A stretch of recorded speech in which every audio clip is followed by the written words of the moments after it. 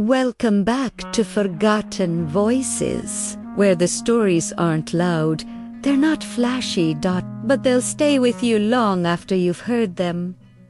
You know, some stories don't need music, they don't need sound effects. They just need silence and someone willing to listen. Today's story is from Margaret. She's 86 and she wants to tell you about a Tuesday. Just a regular Tuesday. The kind you've probably had 100 times. Except this one, this one was the last time. So find somewhere quiet, maybe make some tea, and listen, because Margaret's been waiting a long time to tell someone this. My name is Margaret Holloway. I'm 86 years old. I'm recording this because I need to say it out loud. Not for anyone in particular.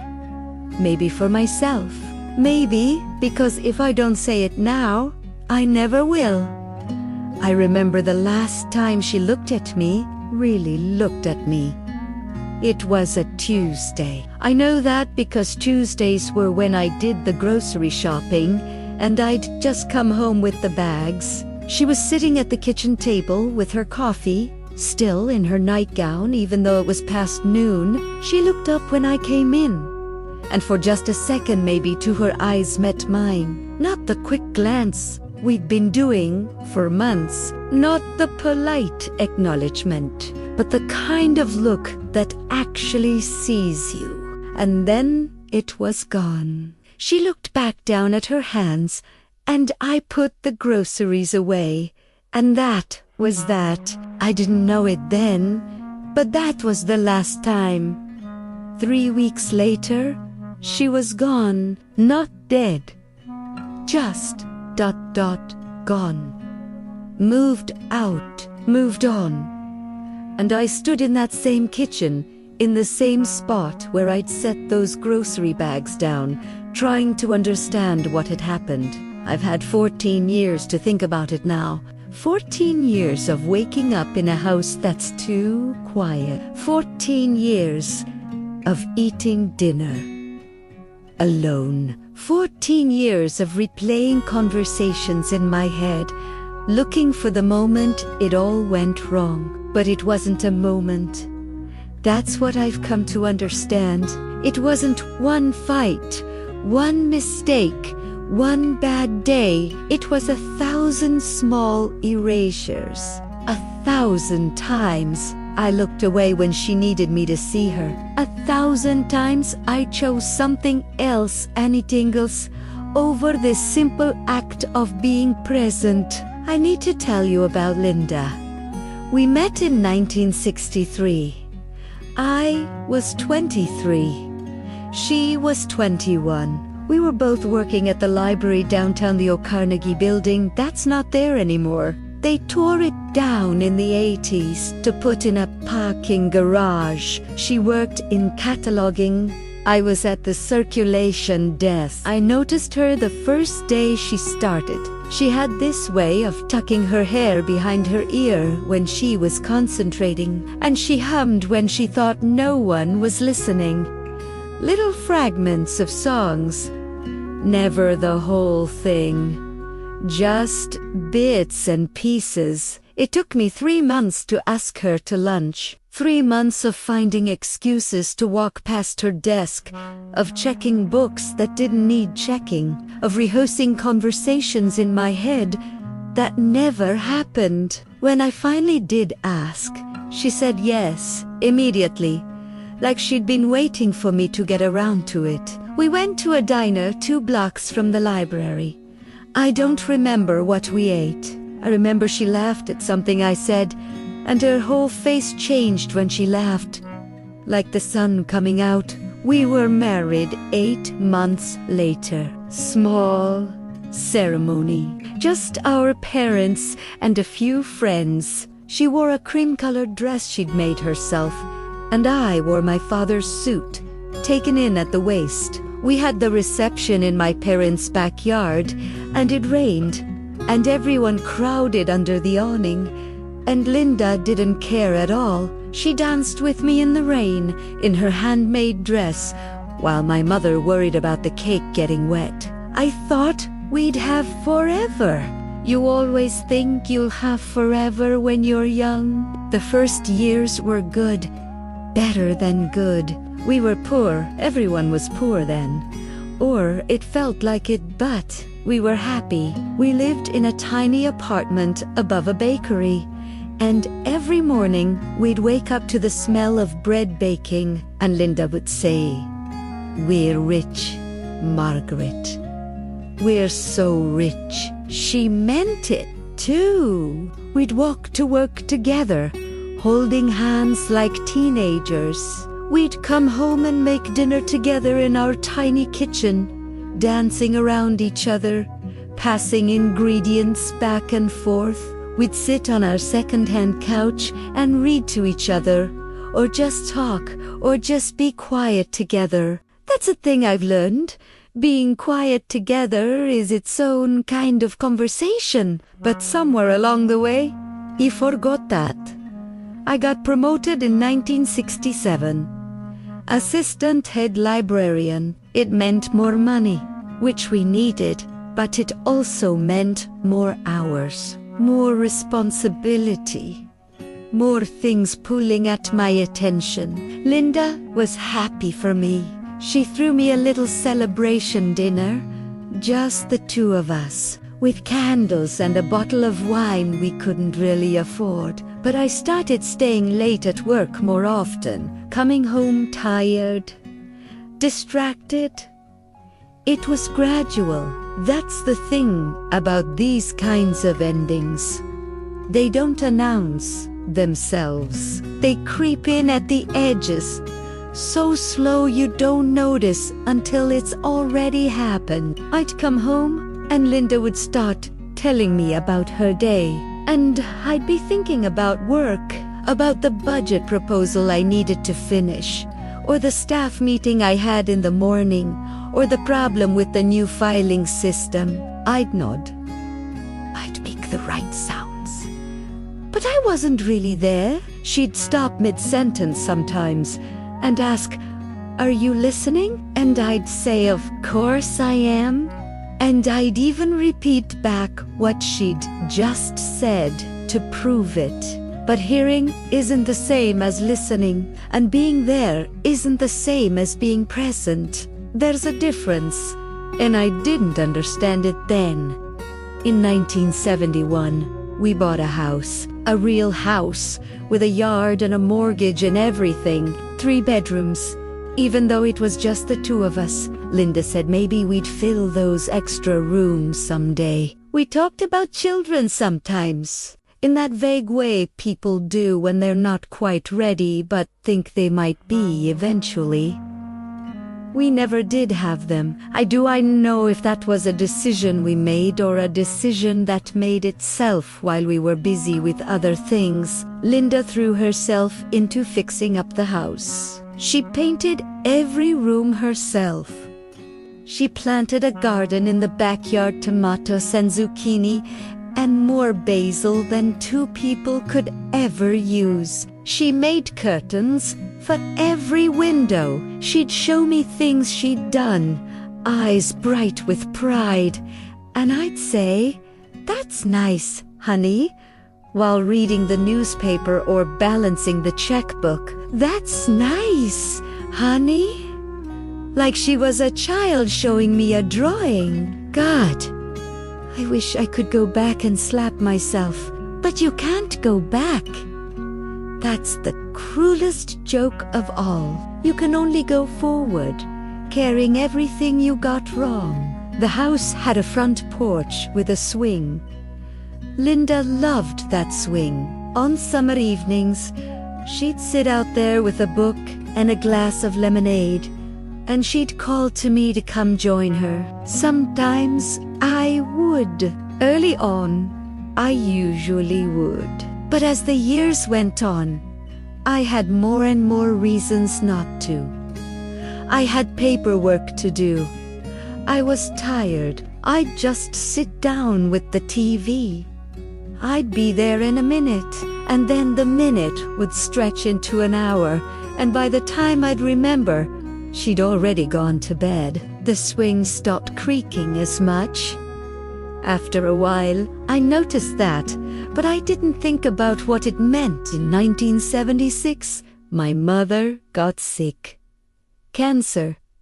They didn't catch it early, and it moved fast. I spent 6 months driving back and forth to the hospital, sitting with her, helping my father navigate the impossible maze of doctors and treatments and insurance forms. Linda came with me sometimes, but mostly she stayed home. Someone had to keep things running, she said, and she was right. But I think maybe she also needed space from all that sadness, and I couldn't blame her. My mother died in November, the day before Thanksgiving. Linda held me while I cried. She made all the arrangements for the funeral because I couldn't. She made sure people were fed, that thank you notes were sent, that my father had someone checking on him every day. She was so strong. I leaned on her completely, and then the funeral was over, and the relatives went home, and life was supposed to go back to normal. Except I couldn't. I couldn't stop thinking about death, about time running out, about all the things I'd meant to say to my mother but never did because I thought there would always be more time. I became obsessed with work, with accomplishment, with leaving something behind. I took on extra projects. I volunteered for committees. I started writing a book about library science that I never finished. I stayed at the office until 8, 9, 10 o'clock at night. I thought I was processing grief. I was running from it, and I was running from Linda too. Though I didn't see it that way then, because when I was home, she wanted to talk. She wanted to know how I was feeling, what I was thinking. If primera va? Ese okay? And I didn't want to talk about it. I wanted to be left alone. So I'd snap at her. Not loudly. I was never a yeller, but in that cold, clipped way that's somehow worse. That way that makes the other person feel like they're the problem for caring. She stopped asking after a while. That should have worried me more than it did. In 1979, Linda started taking painting classes. She'd always wanted to paint, she said. She'd thought about it for years, but never made the time. She set up an easel in the spare bedroom, the one we'd stopped calling the maybe someday room and started calling the jung room. She'd paint on Saturday mornings while I did yard work or ran errands. She'd paint some evenings while I watched TV. She'd ask me sometimes if I wanted to see what she was working on. Later, I'd say, I'm in the middle of something. I saw her paintings. Of course, they were all over the house. Landscapes, mostly, some portraits. She was good, better than good. There was something in the way she captured light that made you feel like you were actually there, in that moment, in that place. But I never told her that. I said things like, "That's nice," or "You're getting better," as if she were a student and I were her teacher. As if her art existed for my approval. She won a small prize once. A local competition, tier, place, $200 and a little ribbon. She was so excited. She came home with the check and the ribbon, talking fast. Her cheeks flushed. I was watching a baseball game, I said. "That's great, honey. Really great." And I turned back to the TV. She stood there for a moment. I could feel her standing there, and then she walked away. That was 1982. I remember because the Brewers were in the World Series that year, and I was glued to every game. More glued to that than to my wife's joy. The 80s blur together now, not because nothing happened, because everything happened the same way. I worked.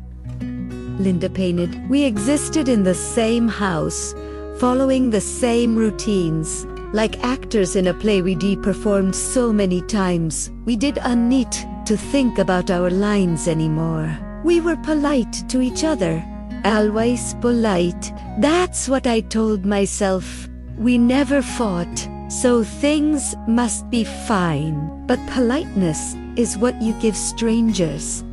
People you love deserve more than politeness. They deserve your attention, your curiosity, your presence. Linda stopped talking about her paintings. She still painted, but she stopped sharing them with me.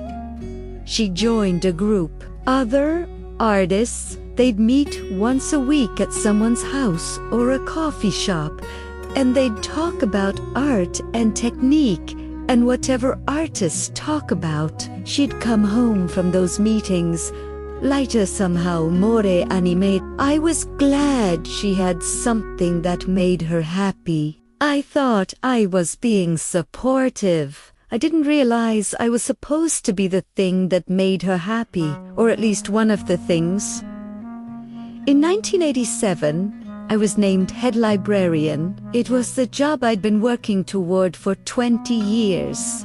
The culmination of everything. We had a retirement party for the old head librarian, and then I stepped into her office, and it felt like I'd finally arrived. Linda came to the party. She wore a blue dress I'd never seen before, and she smiled and made small talk with my colleagues, and she said all the right things about how proud she was.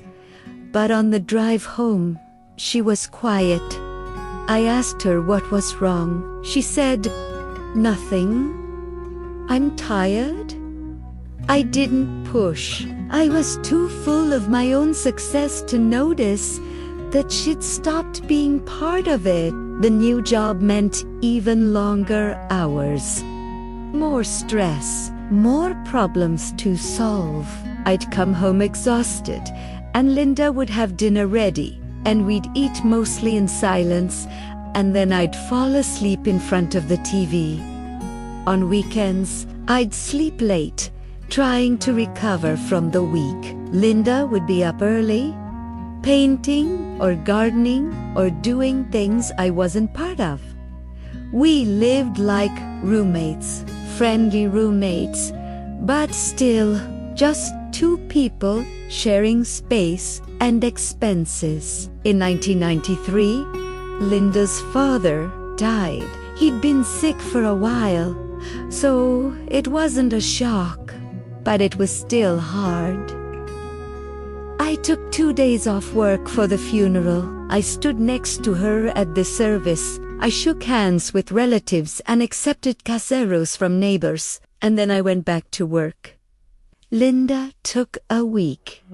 When she came back, she was different, quieter, but not in a sad way, in a decided way, like she'd realized something and was waiting to see what would happen next. I should have asked her what she was thinking. I didn't. I told myself she needed space to grieve. Really, I just didn't want to deal with it. Grief is messy and uncomfortable, and I'd already done my grief when my mother died, and I didn't have room for more. So I gave her space. All the space in the world. In 1998, I turned 60. Linda threw me a party. Nothing big, just a few friends from work, some neighbors, a painting group. She'd made a cake from scratch. Chocolate, my favorite. She'd decorated the house with streamers and balloons, and there was a banner that said, "Happy 60th, Margaret." Everyone had a good time. People laughed and told stories and ate too much cake. I don't remember talking to Linda much that night. She was busy hosting, making sure everyone had what they needed, refilling drinks, bringing out more food. I was busy being celebrated. After everyone left, we cleaned up together.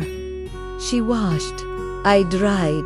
She was humming one of those fragments of songs she used to hum when we first met. I almost said something about it, almost asked what this song was, or why she was humming it, or just ... something. But I was tired, and my feet hurt.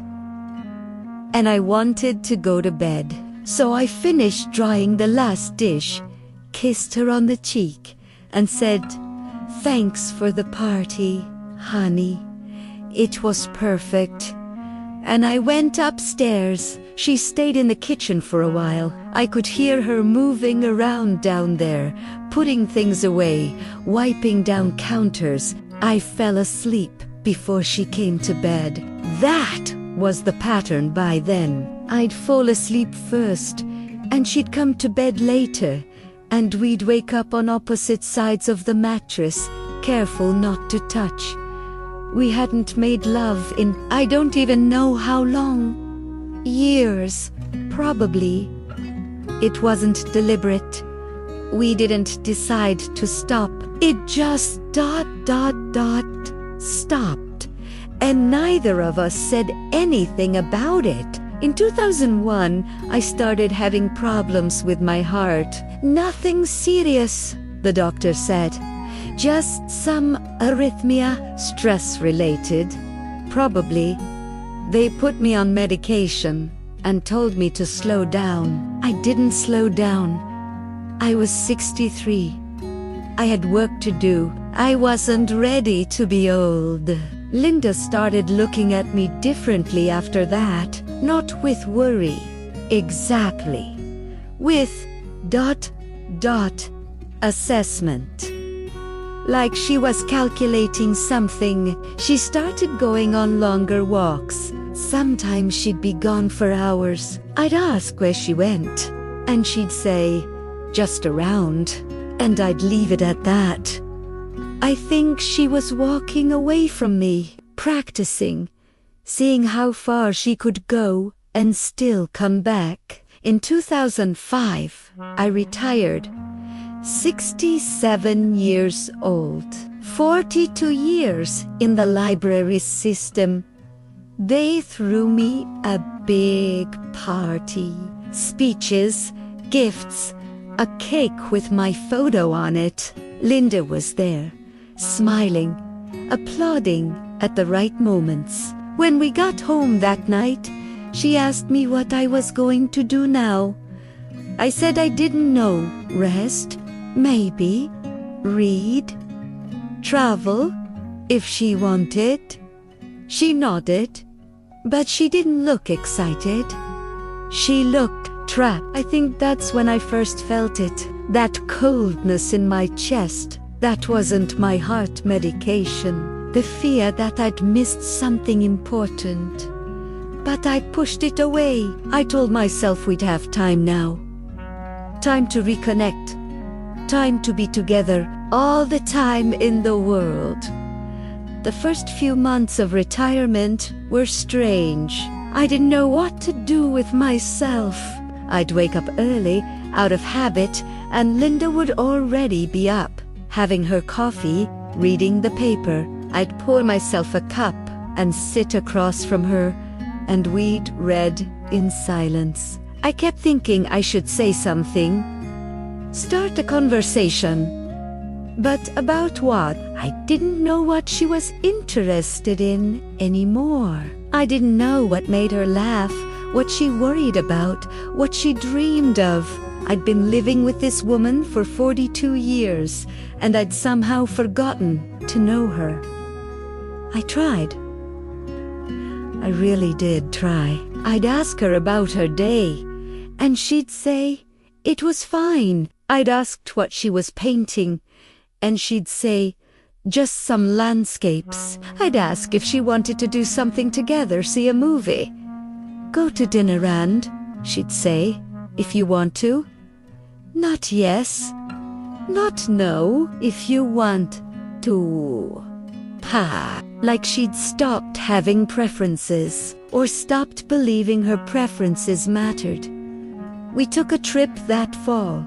First real vacation we'd had in years. We drove to Maine, rented a cottage near the coast. It was beautiful. The leaves were changing, and the air smelled like salt and pine, and the light was exactly the kind Linda loved to paint. She brought her easel and her paints. I brought books. I didn't read. We'd sit together in the cottage, her painting, me staring at the same page for an hour. We'd take walks on the beach, side by side, not holding hands. We'd eat dinner at the little table by the window, the ocean spread out in front of us, and struggle to find things to say. On the last night, I found her sitting on the porch, wrapped in a blanket, crying. I asked her what was wrong. She said, nothing. Everything. I don't know. I sat next to her. I wanted to put my arm around her, but it felt awkward somehow, like I needed permission. So I just sat there. After a while, she stopped crying and went to bed. I stayed on the porch until the sun came up. When we got home from that trip, something had shifted. Linda started spending more time with her painting group, more time at the library, not my old library, a different one where she'd started volunteering. She joined a book club, a gardening club. She was busy all the time, and I was home, alone, in the house we'd bought 40 years ago, trying to figure out what had happened. I thought about asking her. I almost did 12 times, but I was afraid of the answer. So I let it go. I let her go without even fighting for her. In 2008, we had a particularly cold winter. The pipes froze in January, and we had to call a plumber, and he couldn't come for 3 days. So we had no water. We had to go to my brother's house to shower, to do laundry, to cook anything that needed water. It was inconvenient and uncomfortable. And we were stuck together in this small disaster, relying on each other, and for those 3 days, something shifted. We talked real conversations about the plumber, about my brother's wife's terrible cooking, about the time the furnace broke in 1979, and we had to sleep in front of the fireplace with all our winter coats on. Linda laughed. Not the polite laugh she'd been giving me for years, but her real laugh, the one I'd fallen in love with. I thought maybe this was it. The turning point. The pipes got fixed. We went home, and things went back to how they were. She retreated. I let her. That's the thing I understand now. I always let her. I never pushed. I never insisted. I never said, no, this isn't okay. We need to talk about this. I just accepted whatever distance she needed and told myself I was being respectful. But respect and avoidance aren't the same thing. In 2010, Linda stopped wearing her wedding ring. I noticed it one morning at breakfast. I asked her about it. She said it didn't fit anymore. Her fingers had gotten thinner, and it kept slipping off, so she'd put it away for safekeeping. I believed her. I wanted to believe her. But she never got it and I never asked her to. The last 2 years we were together are hard to think about. Not because anything dramatic happened, because nothing happened. We were polite strangers sharing a house. She had her routines. I had mine. We barely touched. We barely spoke. We existed in parallel, never quite intersecting. I told myself this was just what happened when you got old. When you'd been married forever, the passion fades. And what you're left with is companionship. But we didn't even have that. We had proximity, that they say. Or in March of 2012, Linda told me she was going to visit her sister in Portland for a few weeks. Her sister hadn't been well, she said. She needed help. I said, of course. Go. I'd be fine. She packed 2 suitcases. That should have been my first clue. 2 weeks doesn't require 2 suitcases. She kissed me on the cheek when she left. A dry, quick kiss. The kind you give an elderly relative. She said, "Goodbye, Margaret. Not see you soon. Not I'll call when I get there. Goodbye." I stood in the driveway and watched her drive away, and I went back inside and made myself lunch and told myself everything was fine. 2 weeks passed. She didn't call. I called her a few times, left messages. She texted back short responses. Everything's fine. Sister is better. Talk soon. Talk soon. 3 weeks. 4 weeks. I started to worry. I called her sister. Her sister said Linda had only stayed for 3 days. Then she'd gone somewhere else. She didn't know where. That's when the fear really set in. I tried calling Linda again. It rang and rang. No answer. Finally, she called me back. She said, "I need to talk to you." And my heart dropped because I knew. She came back to the house one afternoon in early May.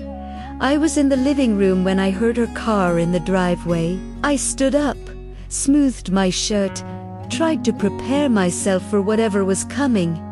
She came in carrying a small box. We sat in the living room, the same living room where we'd sat 1,000 times before. She wouldn't look at me. She said, "I can't do this anymore." She said, "This, us, living like this." I said, "What do you mean? We're fine." And that's when she finally looked at me, really looked at me. And I saw it in her eyes. All the years of being unseen, unheard, unloved, or loved so carelessly it might as well have been nothing. She said, "We're not fine, Margaret. We haven't been fine in 20 years. I wanted to argue. I wanted to say she was wrong. We were happy. We had a good life. But I couldn't. Because she was right. She said she'd found a small apartment across town. She was moving out. She'd come to get the rest of her things. I asked her if there was someone else. She laughed, but it wasn't a happy sound. She said, "No, there's no one else. There's barely even me left." I didn't know what that meant. She went upstairs and started packing. I sat in the living room, listening to her move around up there, drawers opening and closing, the closet door, her footsteps on the floorboards. She made several trips to her car. I didn't help her. I just sat there. On her last trip, she paused in the doorway. I looked up, and that's when it happened. That look, the one I started this whole thing talking about. She looked at me like she was memorizing my face, like she was saying goodbye to something she'd loved once, a long time ago. And then she left. I heard her car start, heard the sound fade as she drove away. And I sat in that living room until it got dark. The first few weeks after she left were the worst. The house was so quiet. I'd never noticed how much sound Linda made. The humming, the way she'd open and close cupboard, her footsteps on the stairs. Without her, the house felt dead. I tried to keep busy. I cleaned things that didn't need cleaning. I organized closets. I went through old boxes in the attic. I found her paintings up there. Dozens of them. Ones she'd never shown me, or ones I'd never bothered to really look at. They were beautiful. Landscapes, mostly, but also portraits. Some I recognized neighbors, friends from her painting group. And then I found them paintings of me. Not recent ones. These were from years ago. Decades ago. Me reading in a chair. Me doing yard work. Me asleep on the couch. She'd painted me over and over again. In every painting, I looked distant, unreachable. That's how she saw me. That's who I'd been. I cried for the first time in years. Not polite crying. Not quiet crying. The kind of crying that comes from somewhere deep, that you can't control, that leaves you empty after. I tried calling her. She didn't answer. I left messages, apologizing, begging her to talk to me, to come home. She texted me once, "I need space, please respect that." So, I stopped calling, but I didn't stop thinking about her. I thought about her constantly, all the moments I'd missed, all the times I'd chosen something else over her. The grocery shopping Tuesday. That moment at the kitchen table when she looked up at me and I looked away. That was the last time. The last time she really tried, and I'd been too busy putting away groceries to notice. Months passed. Fall came, then winter. I spent Christmas alone. First Christmas in 49 years without her. I made a small turkey, sat at the table with one place setting. It was the loneliest meal of my life. In January, I finally went to see her. I'd gotten her address from her sister, a small apartment building on the east side of town. I knocked on her door. She answered, and for a second, I saw surprise on her face. Then it closed off. She didn't invite me in. We stood in the hallway. I asked her if we could talk. She said there wasn't anything to talk about. I said I was sorry. I said I understood now. I said I wanted to try again. She looked at me with the saddest expression I've ever seen. She said, "Margaret, I tried for years, decades. I tried so hard to reach you," she said, "and you were never there." I said, "I'm here now." She said, "It's too late." I wanted to argue. I wanted to say it's never too late. People change. We could start over. But I could see in her face that she was done. Not angry, not hurt, just done. She said she hoped I'd be well. She said she'd always love a part of me. The part from the beginning, from when we were young and everything was new. But that person was gone. And the person I'd become was someone she couldn't live with anymore. She closed the door. I stood in that hallway for a long time. Then I went home.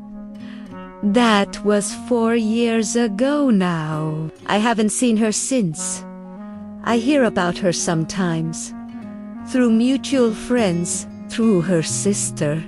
She's still painting. She had a show at a gallery last year. Sold several pieces. She's happy, from what I'm told. And I'm glad. I really am. I live alone in our house. The house she made into a home while I was busy with other things. I'm 86 years old and I'm running out of time. Not in a dramatic way. No terminal illness. No death sentence. Just a slow, steady running out. That comes with age. My heart still has its problems. My hands shake sometimes. I forget things more than I used to. I know I don't have decades left, maybe not even years. And what I want to say, what I need to say, is this.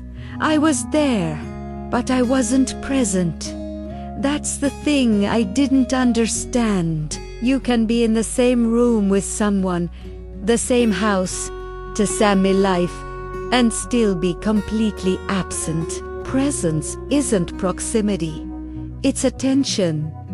It's engagement. It is the act of actually seeing the person in front of you and caring about what you see. It's asking questions and listening to the answers. It's noticing when they stop talking and wondering why. It's putting down the newspaper, turning off the TV, closing the book, and saying, "Tell me about your day. Really tell me." It's looking at the painting they're excited about and actually looking, not just glancing. It's sitting on the porch swing with them. Even when you're tired, it's showing up over and over again.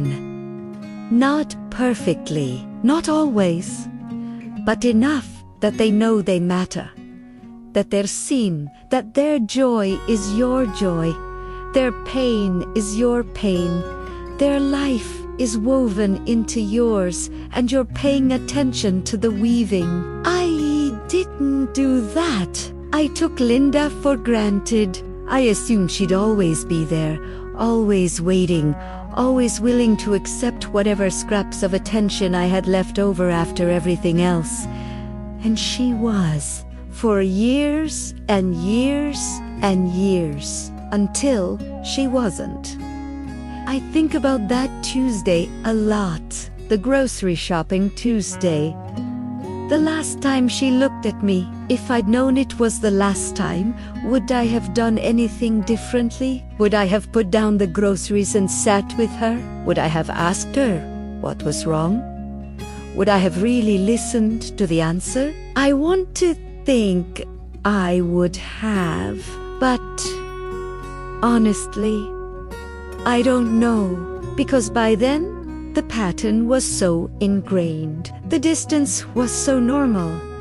I might have done exactly what I did.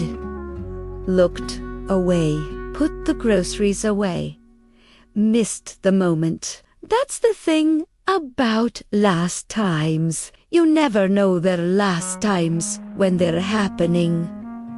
You think there will be more. You think you have tomorrow, next week, next year. You think there's always time to do better, until there isn't.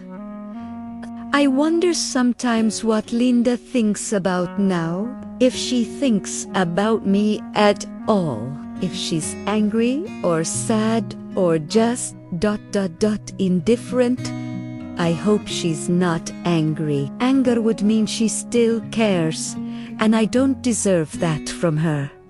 I hope she's at peace. I hope she's painting things that make her happy. I hope someone is looking at those paintings the way I should have looked at them. Really looking. Seeing the beauty and the work and the peace of her soul she put into every bruise. I have her paintings on my walls now, the ones she left in the attic. I look at them every day. I see myself through her eyes, and it's not easy. But I think I need to see it. I need to understand what I was, what I failed to be. There's a painting she did of the backyard in summer, the garden in full bloom, the light coming through the trees in that specific way it does in late afternoon. I remember that day vaguely. I'd been inside, probably watching TV or reading the paper. She'd been outside, seeing that light, feeling that moment, capturing it, and I'd missed it. I'd missed so many moments, thousands of them, a whole life's worth. I'm recording this because I want to say it out loud. I want to admit it. I was given this gift, this person who loved me, who tried so hard to connect with me, and I squandered it. Not through malice, not through deliberate cruelty, through carelessness, through the slow erosion of taking someone for granted, through the thousand small ways I chose something else over her, and now she's gone.